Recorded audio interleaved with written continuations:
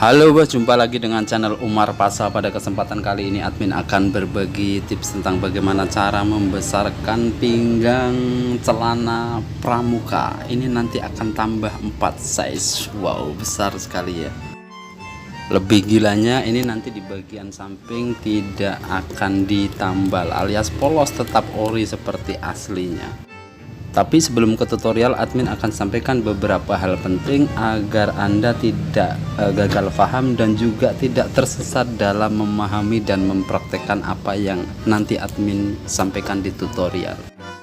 Pertama, tutorial ini hanya untuk celana seragam pramuka yang di bagian pinggang itu ada floy-nya. Kalau yang tidak ada floy-nya tidak bisa dipraktekkan dengan tutorial ini kecuali dengan catatan khusus. Catatan khususnya yaitu di bagian belakang celana itu biasanya ada sisa sekitar 3 size. Jadi kalau Anda ingin membesarkan pinggang size pinggang 1 sampai 3 size, kalau di bagian belakang ini ada sisa kain yang lebar, Anda tidak perlu menambal bagian samping. Ini catatan khusus.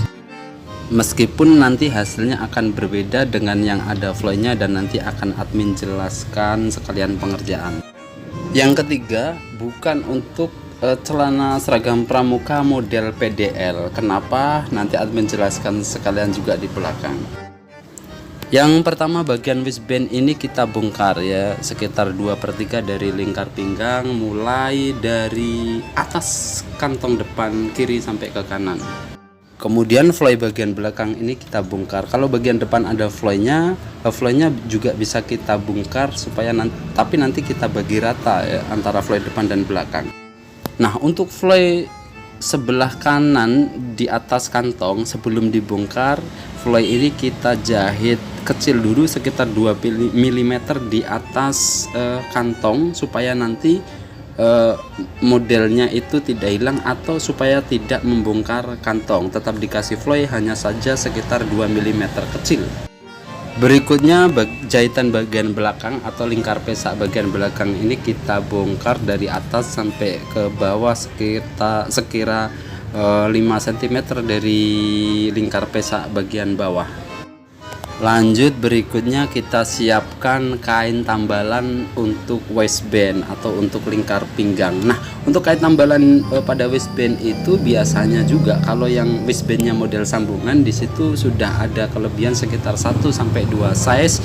Jadi nanti tinggal tambalannya itu tinggal ditambah saja. Kalau misal tambah 4 size, kemudian di waistband sudah ada 2 size, ya tinggal tambah 2 size lagi. Kemudian disambung. Nah, ini waistband yang sudah disambung. Untuk bagian dalam bawah itu biasanya ada jahitan tindasnya, itu juga kita kembalikan seperti aslinya. Nah, ini dia waistband yang sudah disambung dan juga sudah dijahit tindas pada bagian dalam bawah. Sekarang kita jahit bagian belakang yang tadi dibongkar. Di situ ada tambahan sekitar 3 size. Nah, sekalian kita menyaksikan cara jahitnya. Akan admin jelaskan juga tentang tadi mengapa yang tidak ada floy-nya tidak bisa menggunakan trik ini. Keberadaan floy di bagian bawah waistband atau di celana bagian atas ini akan sangat mempengaruhi model dan juga potongan kain di pinggul bahkan sampai ke paha. Coba kita amati untuk celana-celana formal semisal yang bagian atas ada floy-nya, pasti di bagian pinggul ini lingkarannya lebar. Begitu pula untuk pahanya. Satu contoh seperti celana model baggy.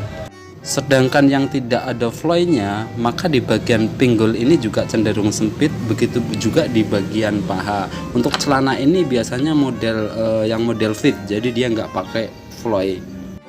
Itulah sebab kalau yang ada floy-nya di bagian samping tidak ditambal pun tidak masalah, karena di bagian pinggul itu sudah lebar, begitu pula di bagian paha. Sedangkan yang nggak ada floy-nya maka harus ditambal karena pinggul dan pahanya sempit.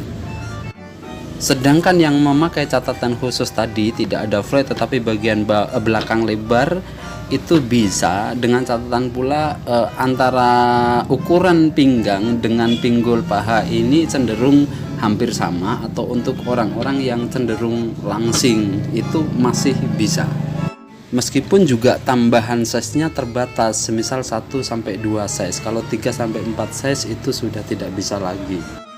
Oke, tadi bagian belakang sudah dijahit, waistbandnya juga sudah. Sekarang pasang waistband. Nah, untuk pasang waistband ini nanti agar supaya porsi kanan dan kiri itu bisa sama, mending cara jahitnya dari bagian belakang tengah. Kalau admin selalu seperti itu, karena terkadang entah di bagian pinggang atau waistbandnya ada sedikit kelebihan.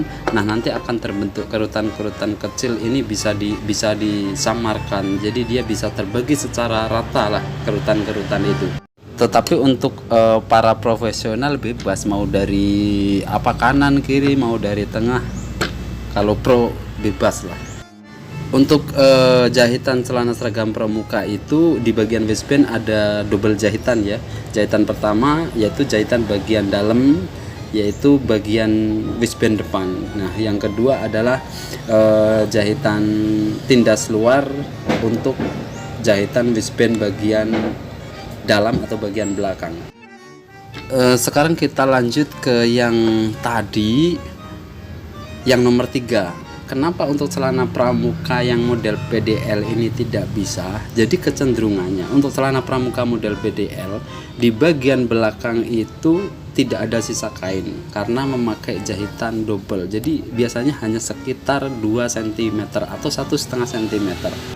Begitu juga untuk celana PDL biasanya tidak memakai floy, meskipun ada beberapa yang pakai atau yang ada floy-nya, itu pun juga biasanya buatan penjahit. Jadi bukan celana PDL pramuka beli, tetapi karena buatan atau pesen ke penjahit. Kalau yang beli rata-rata tidak ada floy-nya. Karenanya untuk celana pramuka model PDL untuk membesarkan itu biasanya memang harus menambal bagian samping ya, meskipun itu hanya 1 size. Apalagi kalau sampai 4 size. Kalau toh semisal untuk celana seragam pramuka PDL itu ingin dibesarkan 3 sampai 4 size, maka membutuhkan pekerjaan yang agak lama. Kenapa? Karena juga harus membongkar kantong bagian samping. Jadi kalau celana pramuka PDL itu kan di bagian samping ada kantongnya. Nah, ini harus membongkar dan menggeser posisi kantong juga. Pengerjaannya akan lama. Jadi tambalan sampingnya itu juga sangat panjang. Kenapa? Karena kecenderungannya yang PDL ini juga pahanya sempit. Jadi membesarkan pinggang, yang membesarkan pinggul, ya juga membesarkan paha. Itulah kenapa harus membongkar kantong samping juga. Jadi untuk kesimpulannya begini, sebenarnya itu semua bisa dibesarkan meskipun dengan batas maksimum, tetapi kalau kita orientasinya itu tidak ingin menambal bagian samping, maka itulah batas-batas yang harus kita ketahui. Ini dia bagian waistband yang sudah dipasang dengan jahitan luar dan juga jahitan dalam. Yang terakhir kita pasang lagi untuk tali sabuknya. Mungkin itu saja yang bisa admin sampaikan. Mudah-mudahan ada manfaatnya. Yang sudah nonton dan juga sudah subscribe, admin ucapkan banyak-banyak terima kasih. Yang nggak subscribe juga nggak apa-apa. Yang penting jangan lupa untuk selalu berbagi pada keluarga, teman, ataupun saudara.